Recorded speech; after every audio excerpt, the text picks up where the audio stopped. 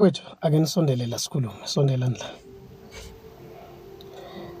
Izwi lenkosi lisifundisa ukuthi uPeter wake wama noPaul esanda kuqala ukushumayela uPaul bekade bengamnaka abantu. Babekade bengamnaka ngoba bemazi ukuthi wayemelene namakholwa ezingela amakholwa. So bazange baze bamnake kakhulu bengafuni nokumlalela. uPeter uthi ngimzwile eshumayela. Angiphiki ngento esiyaziyo sonke ngaye kodwa ngimzwile eshumayela. Amazwi uPeter ukwazile ukusondela empilweni kaPaul wezwa ukuthi ukhuluma uthini uPaul. Bapha abantu abazosondela empilweni zabantu akade bekhulunywa kabi nabakade benza kabi izolo. Waye umuntu athathwe ngezolo athathwe ngento ayenzile before ingabhekwa into uNkulunkulu amenzisa yona manje. Khona abantu ade beyizangoma, khona abantu ade beyibaprofeti bamanga, khona abantu ade befraud abantu la ngaphandle. Kodwa namhlanje uNkulunkulu basensendlela emangalisayo. Ukhona yena oseke wasondela. iBhayibheli lithi testana umoya, hlolana umoya. Awukwazi umunye umoya ukuhlola ukude nawo. Kufanele usondele ubone ukuthi benze njani bese uphuma ke negama masuqedile. Kodwa indaba yami ayikho lapho. Pastors, sondelani la bafowethu. Sondelani la ke sixoxe. Ikhona into ebengifisa sikhulume namhlanje, pastors. Ikakhulu nje abantu abashumayelayo, abalusa amabandla, abaprofeti nabaprofetikazi bakaNkulunkulu. Ikhona into ebengifuna sixoxe namhlanje ebalulekile kakhulu. You know, kunama mistakes engiwabonile amanye enziwe yimina personal mangabe uNkulunkulu engiqalisa umsebenzi noma mangiqala umsebenzi ngishumayela. Khona izinto engizenzile engithe ukuhamba kwesikhathi ngabona zaza amaphutha. Kodwa futhi unga expect ukuthi umuntu umehamba ijeni yokuqala iphutha ngeke libe khona. Mina angikaze ngibe yileader ngaphambilini, ngiyaqala ukube leader, so iphutha lizoba khona. Nawe futhi uyaqala ukusebenza lento yenzayo, and yonke into mawuyiqala, even uqala ukudrive uba namaphutha. Emsebenzini wenkosi uqala ukushumayela uma phezu kwepulpit ungakhuluma mhlawumbe uzugcina uphosisa noma ukhuluma uzugcina ufanekisa ngento ongenayo isho, mhlawumbe phambanise namavesi, iphutha liyaba khona.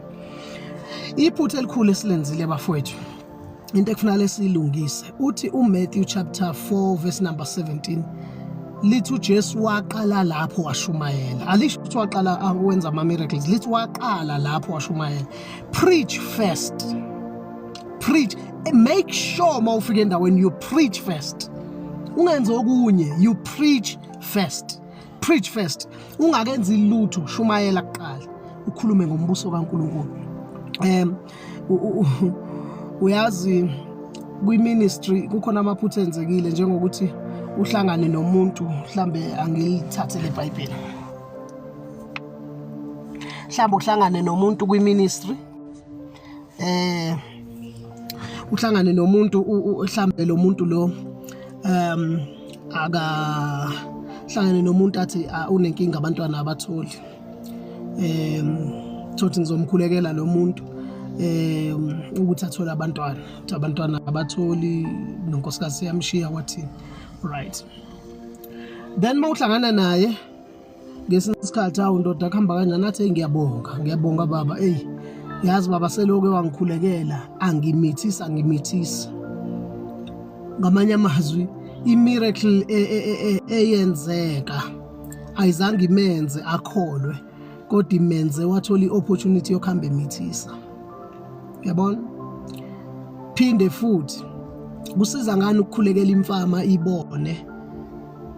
Mawusuyikhulekela imfama yabona umuntu okade engaboni impumputhe ibone, mayisibona ihambe yobuka ipornography ingawazi nomnyango wesonto. Preach first bafowethu.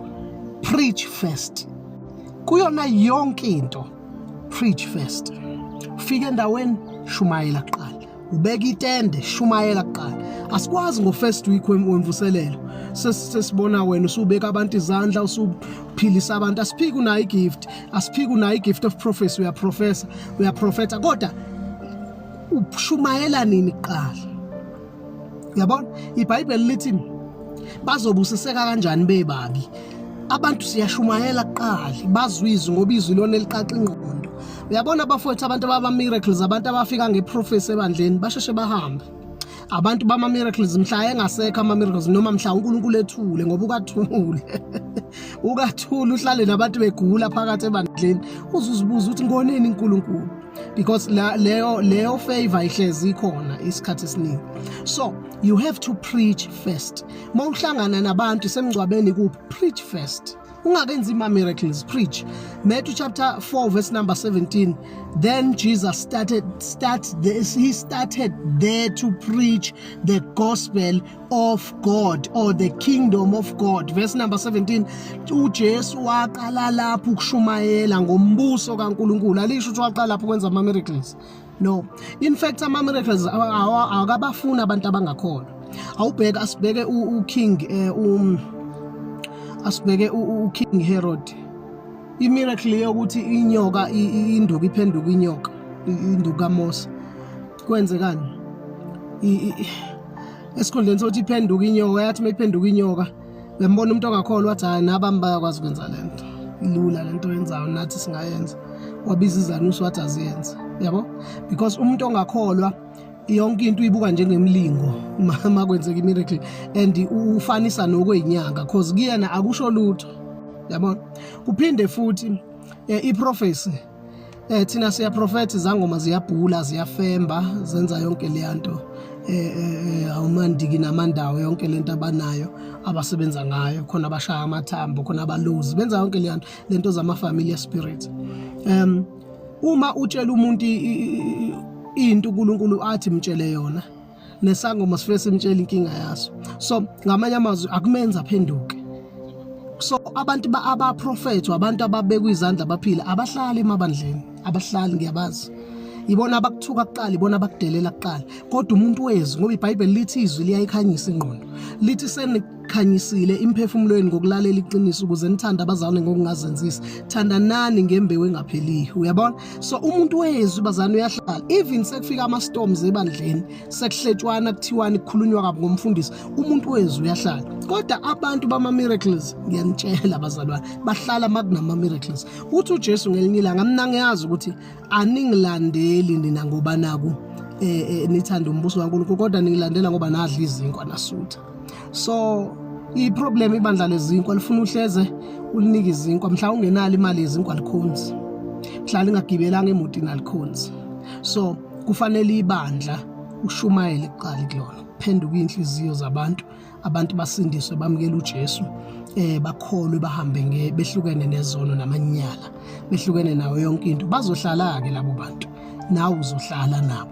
Kodwa mawuke waqala wangena kwi-dimension yama miracles, prophecy nazo zonke ezinye izinto ezimsebenzi yamandla, ngeke bahlale labo bantu, bayakushiya. I-prophecy idingeka kakhulu ebandleni. Buka ukuthi lithini iBhayibheli encwadini yabaseKorinti. Lithi iBhayibheli uma kuprofethwa ebandleni, lithi abantu bonke bayathuka bathi yo uNkulunkulu ukhona la. Hamba kodwa uyoprofetha etavern, uzothi uyafika etavern uyaprofetha, bazokutshela ukuthi yazi nesangoma sakabantu sakusangitshela lento ngitshela yona. Hey yazi nomakhosi ubani wayisho kusho ukuthi fangiyenze lento. Uyamuzwa?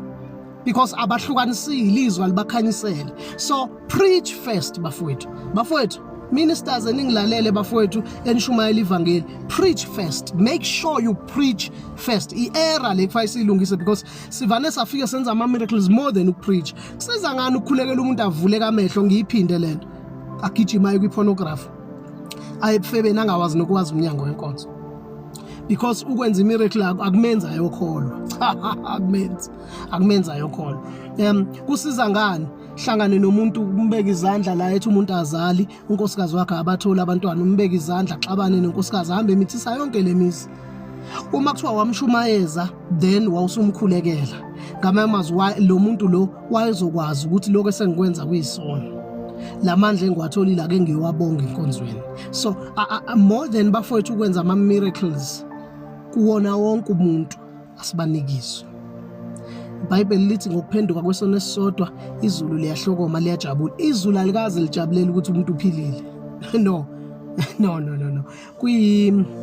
kuyini konje kuyibonus nje ukuthi uphiliswe sifweni sakho uphiliswe eguleni kodwa kahle kahle izulu into elijabelelayo yokuthi into izulu elijabulelayo yokuthi umuntu usindisiwe iyona into eyodwa ekuthiwa ihlokomisa izulu ahlokonyiswa ukuthi uphilile ngisho ngabukhulu ingalo akhulekelwe kade engabona izulu alinandaba naleyo nto awukazi uzokuthiwa uJesu waphilisa abantu izulu lama ngeenyawo kodwa isikhathi esisodwa eBhayibhelini la kuthiwa izulu liyahlokoma ngamhla kusindisa umuntu so asishumayele more than ukubabeka izandla asishumayele more than ukubaphilisa asishumayele more than ukubaprofeta sizohluka lapho kunama false prophets of this time sizohluka lapho kunabantu abazodukisa awuthi ngikuvalelise ngaloko if you don't read your Bible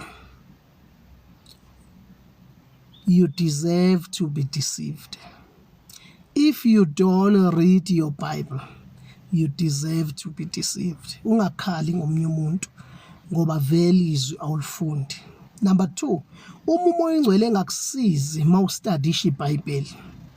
Ngeke ubone ngendlela esibona ngayo. Sohleze thina nawe siphikisana. Iba nomoya oyingcwele mawufunda iBhayibheli. God bless you nisayokhonza uNkulunkulu anibusise egameni lika Jesu. Siyahlangana ke bafowethu kuyona le channel egameni lika Jesu sizodlulisa iposter nizoyibona egameni lika Jesu Kristu inkosi siyaze Pretoria end of the month siyacela nikhuphuke from Joburg Northwest kuphi bazalwane nikhuphuke nize ePretoria sobe sikhona egameni lika Jesu siyakhonza eKokstad public primary eBhisa kwakuthiwa iseBhisa lapho siyakhonza every Sunday ngo10 ekseni nangama Thursdays omama neintombi from 4:30 to 6:00. God bless you bafowethu yanithanda preach first. Amen.